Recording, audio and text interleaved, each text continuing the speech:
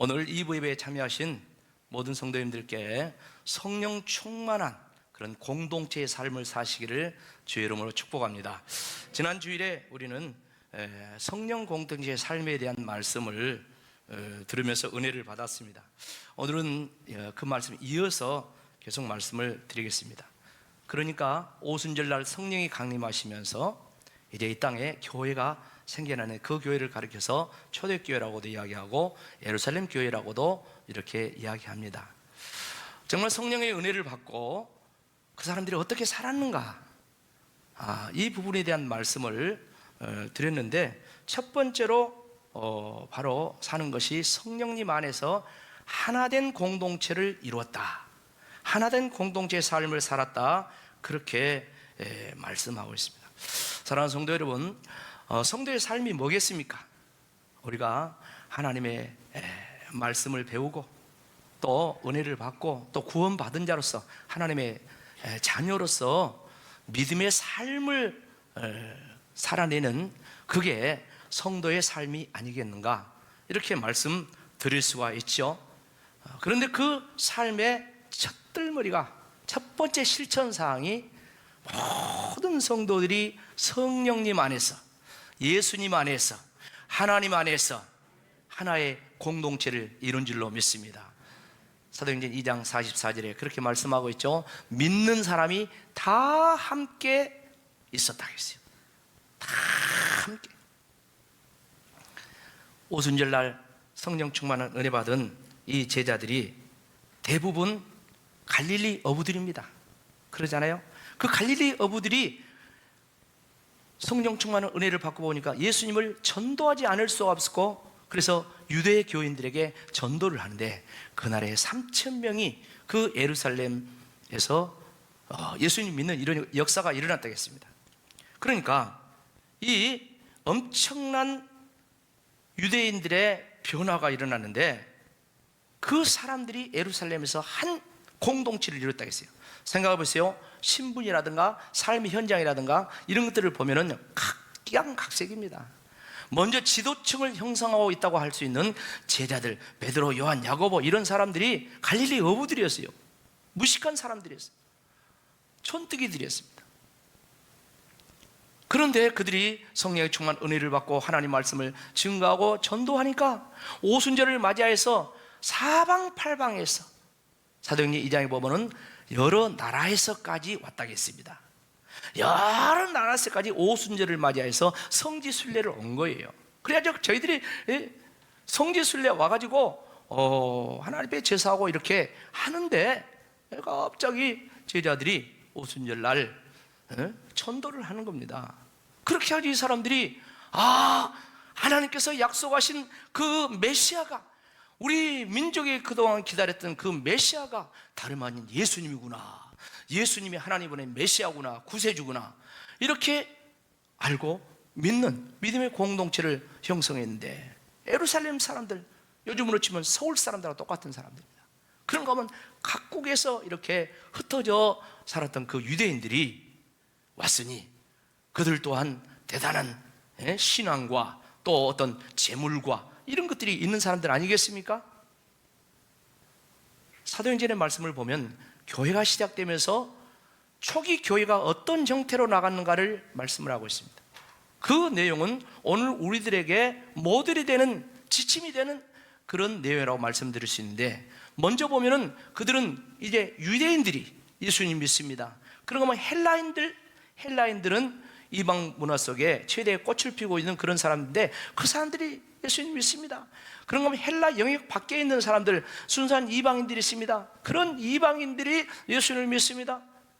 그런가 하면 남자, 여자, 노소, 빈부, 귀천, 종들까지 전부 다 믿음을 가질 때 전부 다 하나된 공동체를 이루었습니다. 그래서 교회는 그 전통을 따라서, 교회는 누구든지, 할렐루야, 누구든지 다 예수 믿는 사람은 한 형제요, 한 자매요, 할렐루야, 성령 공동체, 천국 공동체 이론이 된 줄로 믿습니다. 사랑하는 성도 여러분, 하나됨이라는 것은 아무리 강조해도 부족함이 없습니다. 근데 우리는 그리스도인으로서, 신앙인으로서 하나님에 대한 이 부분에 대해서 정말 중요하게 여겨야 돼요. 왜 그렇습니까? 예수님께서 십자가 지기 전날 밤에 제자들에게 마지막 유언 설교를 하죠. 그리고 그 유언 설교가 끝나고 나서 예수님 마지막 기도를 합니다. 그걸 신학적으로는 대제사장의 기도라 해가지고 매우 중요하게 여깁니다.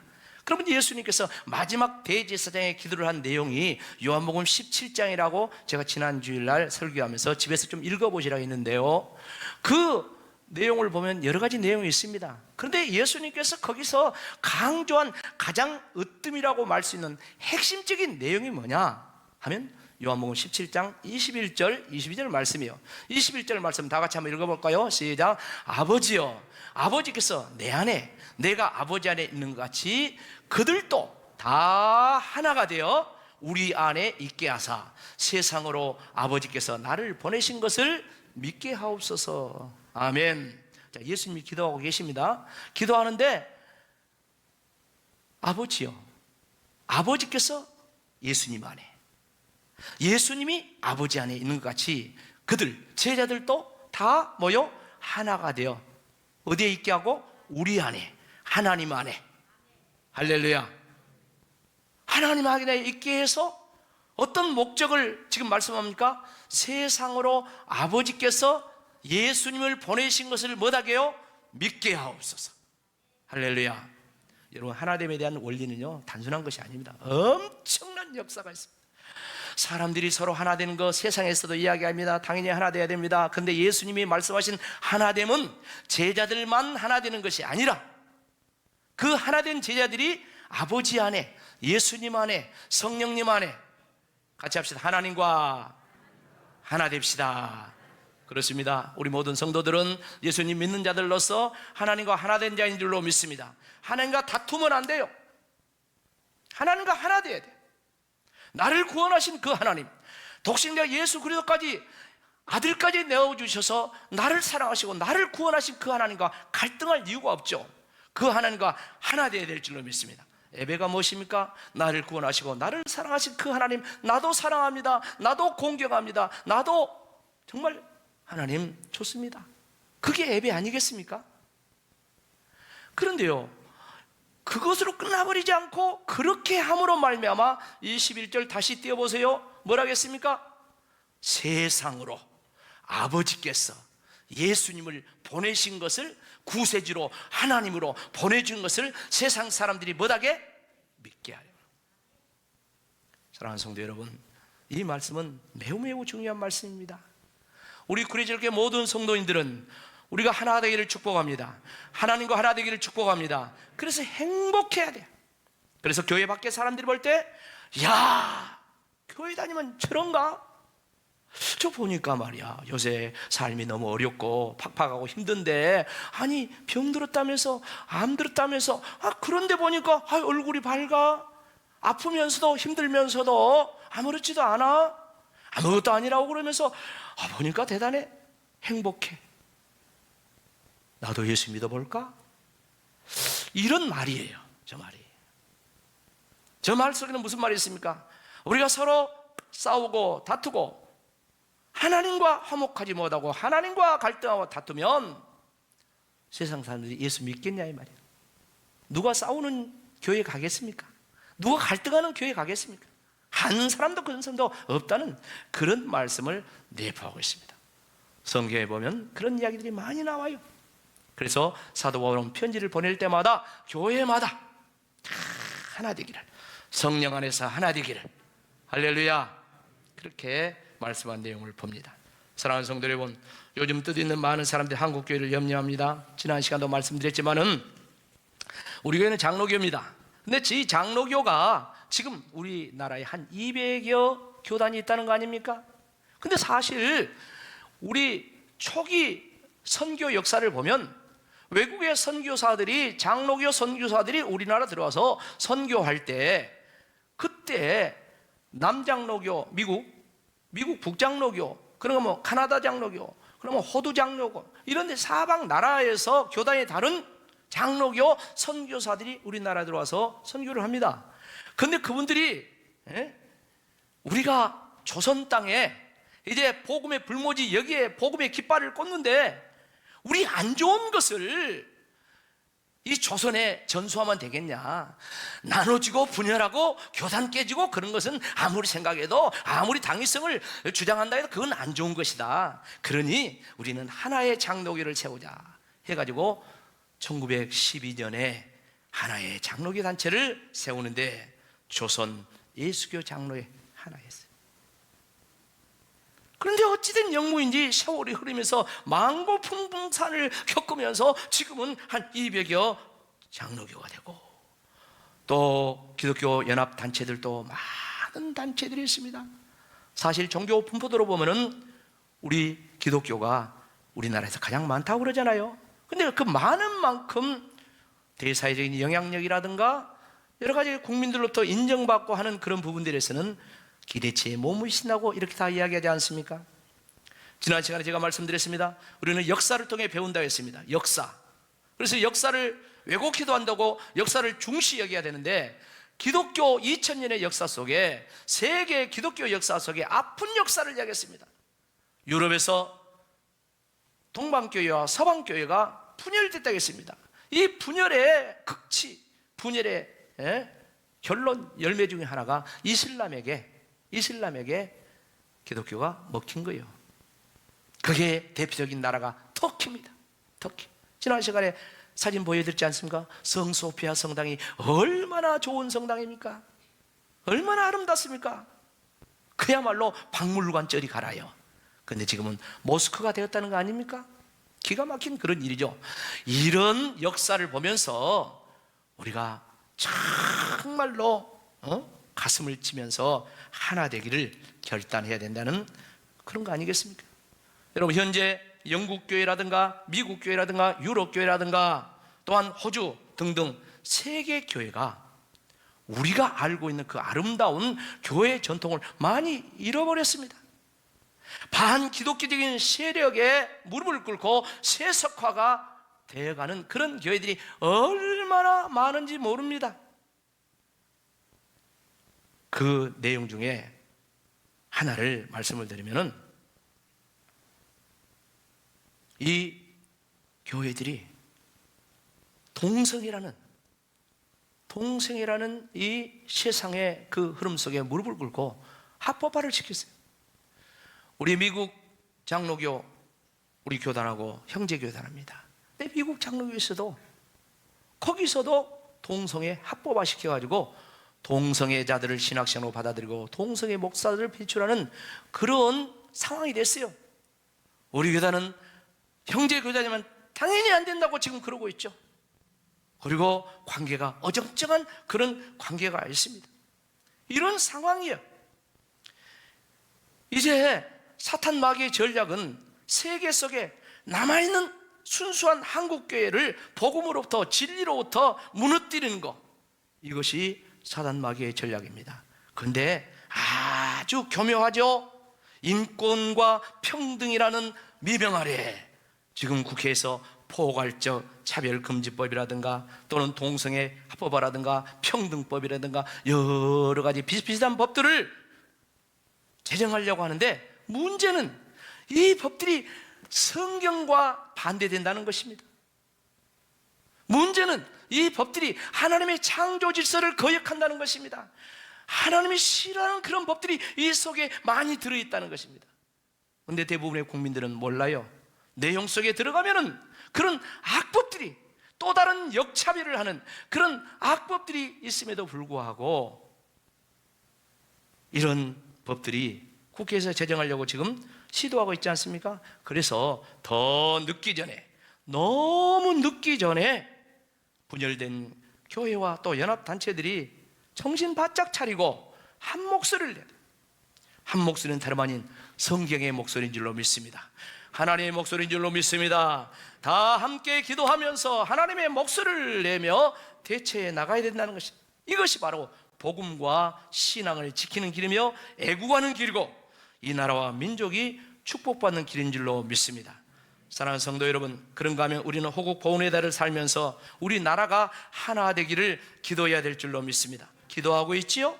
여러분, 남북 분단의 원인이 무엇입니까? 여러 가지가 있죠. 그렇지만 조금 이렇게 보면 해방 이후에 신탁 통치라는 기간을 거칩니다. 남쪽은 미군이 진주해서 미군의 이 다스림을 받고 있고, 북쪽은 소련이 진군해가지고 소련이 북쪽을 이렇게 사회 안정이라든가 정치 이렇게 질서를 잡을 때까지 이렇게 다스린다는 그런 거예요. 그런데 그때 보면 남쪽에서는 어떻습니까? 서로 정치적으로 싸우다가 분열하고 싸우다가 그 사이에 북한 김일성이가 무장해가지고 소련과 함께 남치면 그게 6.25 아닙니까? 내일 모레 6.25 돌아오고 있지 않습니까? 여러분, 일본에 항거하며 항일운동을 할 때는 좌우 사상이 조금 다르지만 하나가 되어서 독립운동을 같이 했어요. 그래서 북한 김일성에도 독립운동했다고 하지 않습니까? 맞아요. 어느 부분은 같이 했어요. 그때 같이 했단 말이에요. 같이. 그러나 하나님의 은혜로 해방되어서 그 다음에 어쩝니까? 좌우가 사상 대립을 하면서 정치적인 소용돌이에 휩싸이면서 싸우게 골몰했어요. 우리는 여순 반란 사건이라는 걸 잘 압니다. 그리고 우리는 구례 사람들은 그런 거 자세히 말하지 않아도 어른들은 그 아픈 현장, 그 역사들을 우리가 어른들은 다 이렇게 목격하고 살아왔어요. 여러분, 우리나라 최초의 현대식 병원이 뭡니까? 고종 황제를 치료했던 그 알렌 선교사에 의해서 세워진 광해원이에요. 광해원. 이 광해원을 나중에 제중원이라고 이름을 바꿔가지고 밑에는 많은 일반인들도, 일반 백성들도 치료하는 그런 병원이 되었습니다. 이 병원이 어떻게 발전합니까? 나중에 이제 1900년에 가가지고는 세브란스라는 이 헌신자에 의해서, 여러분 보기에 오른쪽에 있는 저 그림의 사진에 건물을 세운 거예요. 저 건물을 세운 거예요. 서울역 앞에. 그리고 계속해서 발전해서 현재는 신촌 세브란스 병원, 저렇게 아름다운 병원. 우리나라 경제가 부흥하고 해서 하나님 주신 복으로 이제 오른쪽 병원은 대부분 우리나라에서 세운 것이죠. 저런 병원이 얼마나 세브란스 병원만 해도 이곳저곳이 많은지 모릅니다. 선교사들의 초기 헌신과 수고 속에서 이루어져, 섬김 속에서 이루어졌다. 우리가 잘 아는 광주의 기독교 병원도 마찬가지입니다. 여수의 예수병원도 마찬가지입니다. 그럼 가까운 순천에 가면은 그 선교사들의 흔적이 너무너무 많이 있어요. 여러분, 순천 의료원은 잘 다니실 겁니다. 근데 그 의료원 옆에, 그 의료원보다도 먼저 있었던 기독교 진료소가 있죠. 지금도 있어요. 이 기독교 진료소가 왜 중요합니까? 왜 유명합니까? 이 진료소는 결핵, 당시에 정말로 무서워하는 그 결핵 환자들을 치료했던 그런 병원이죠. 그래서 저 병원이 지금도 운영이 되고 있어요. 지금도. 저번에 가보니 코로나 환자들 접종도 하고 지금도 그러고 있습니다. 그런가 하면 우리가 잘 아는 여수에 가면 애양병원이 있죠. 여수 애양병원이 어떻게 세워졌습니까? 저기 보면은 조선의 선한 사마리아인 포사이드, 이 포사이드라는 선교사가 여수 애양병원을 세우는 초석의 역할을 했는데, 어느 날 길을 가다가 한센병자가, 나병 환자가 쓰러져 있고 그 몸을 가누지를 못한, 그걸 보고 불쌍해가지고 그 사람을 돌봐주고 치료해주고 하는 그런 과정 속에 결국 여수 애양병원이 세워졌어요. 여러분, 여수 애양병원은 크게 두 가지가 유명하잖아요. 여러분, 우리 성도들도 무릎 연골 수술을 거기 가서 많이 했죠. 연골은 우리나라 최고라고 하지 않습니까? 서울 사람도 막 와서 해요. 그런가 하면 피부과, 이 피부 이거 대단합니다. 왜? 나병 환자들을 치료한 그런 출발했어요. 얼마나 피부과가 발달했겠습니까? 이런 역사를 오늘 우리가 누리고 있는 거, 그 시초가 바로 선교사들의 헌신과 섬김과 나눔 속에서 이루어졌다는 것입니다.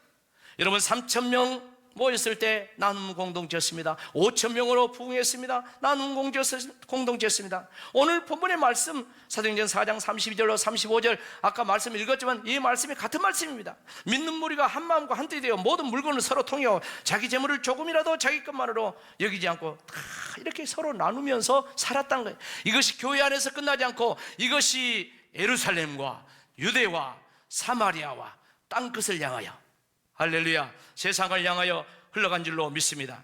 교회가 부흥하고 커져도 여전히 변하지 않는 것은 복음을 전하는 거예요. 예수님을 전해서 영혼들을 구원하는 것입니다. 그런과 함께 물질을 나누는 것, 소유를 나누는 것, 이것이 계속해서 병행되어야 된다는 것입니다. 그러면서 우리 구례제일교회는 적어도 현재는 외형적으로 엄청나게 커졌습니다. 엄청나게. 이제 우리가 앞으로 이 나눔에 더욱더 힘써야 하지 않겠는가? 나눔에 힘써야 되지 않겠는가? 성전 건축을 기념해서 우리가 해외 선교사들 돕는 차원에서 성전 건축 하나 하는 숙제가 남아 있습니다. 숙제가. 이제 코로나 끝나면 그거 이제 해야 됩니다. 아침에 제가 일부 예배 끝나면 꼭 목양실에서 기도하면서 또 다른 목사님들 설교를 꼭 봐요. 근데 오늘 CBS를 보니까 목사님 설교가 안 나오고 선교 방송이 나오더라고요. 유시민 봤어요. 무슨 이야기냐면 CBS 20년 특집 해외 선교사 후원 그 방송을 하면서 선교사가 나와서 간증하고 그런 내용이에요. 보니까 사장님이 보니까 해외 선교 후원금으로 저 보니까 뒤에 이 줌으로 참석한 저분에게 1,000,000원 이렇게 보내드린다고 그 한국교회 성도들의 이 선교비를 이렇게 전달한다고 그렇게 하더라고요. 오늘 저와 여러분이 이 선교의 역사라는 것은 단순한 그런 역사가 아니라는 것을 다시 한번 새기면서 정말 하나님의 구원의 역사가 온 세상에 이루어질 때 선교와 함께 나눔과 함께 이루어졌다는 것입니다. 결론입니다.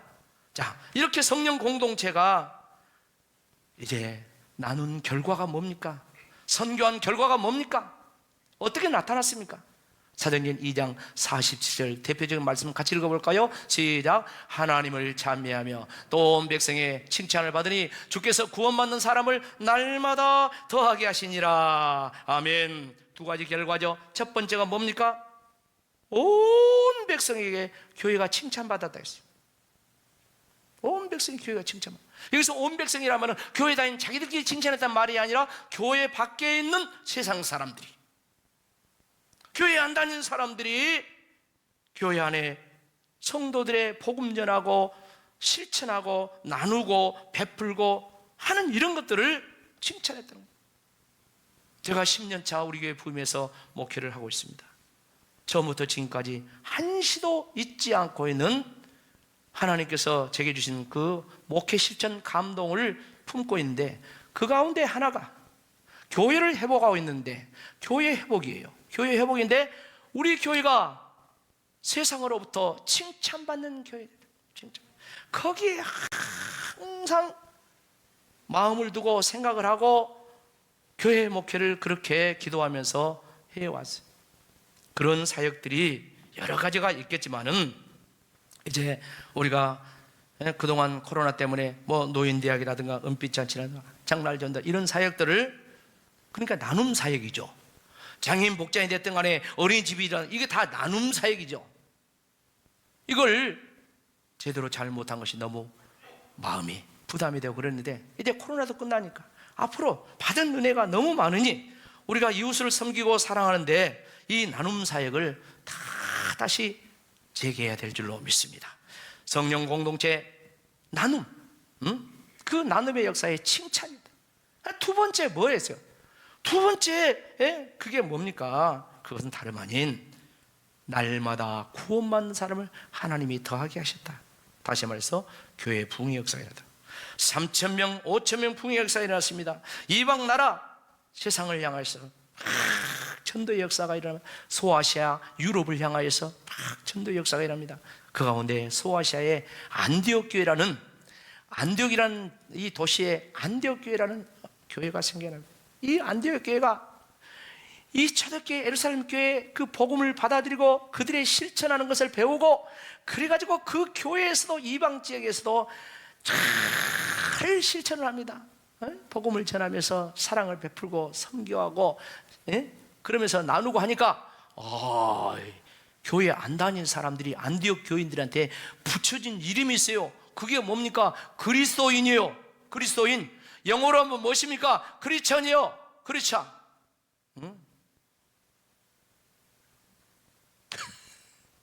뜻이 뭐라고요? 예수님의 제자, 예수님의 닮은 자. 우리 크리스천 그러자. 여러분, 크리스천 나올 때 기분 좋아요, 좋아요? 기분 나쁩니까? 저는 기분 좋더라고요. 그런데 예수님 닮은 자란 뜻이에요. 예수님 사랑을 실천하는 자, 그 사람이 크리스천. 아름다운 이름입니다. 사랑하는 성도 여러분, 예수님께서 이 땅에 오셔서 하신 일이 무엇입니까? 그것은 한마디로 나누는 일이었습니다. 복음을 나눴어요. 헐벗고 굶주린 영혼들을 먹이시고 병든 자를 치료해 주시는 그런 섬김과 나눔의 사유였습니다. 그리고 예수님의 생의 마지막은 당신의 생명을 세상을 향하여서 나눠주셨어요. 물과 피를 다 쏟으셔서 십자가에 죽으시고 우리를 구원하신 줄로 믿습니다. 그래서 교회는 예수님의 나누신 그 피값으로 세워져. 그래서 교회가, 성도 공동체가 소중한 것입니다. 사랑하는 성도 여러분, 교회 공동체는 성령 공동체가 돼요. 성령 공동체는 하나된 공동체입니다. 성령 공동체는 복음을 나누고 사랑을 나누는 그런 나눔 공동체. 그렇게 할 때 세상 사람들이 칭찬하라. 그렇게 할 때 하나님께서 보시고 날마다 구원받는 사람을 더하게 하시는 정말 부흥의 역사를 이루실 줄로 믿습니다. 저는 구례들교회 담임 목사로서 간절하게 여러분에게 권면합니다. 우리 교회가 성령 공동체가 되기를 축복합니다. 그리고 우리들이 모두가 성령 안에서 하나 되기를 축복합니다. 그리고 우리 모두가 세상을 향하여서 나눔 공동체가 되기를 축복합니다. 복음을 나누고 주의 사랑을 나누는. 그래서 이 땅에 아까 우리 찬양대가 얼마나 은혜로운 찬양이었습니다. 이런 교회가 되게 하옵소서. 정말 하나님이 원하는 그런 교회가 되는 우리 성도들이 되는 역사가 있기를 주의 이름으로 축복합니다. 아멘.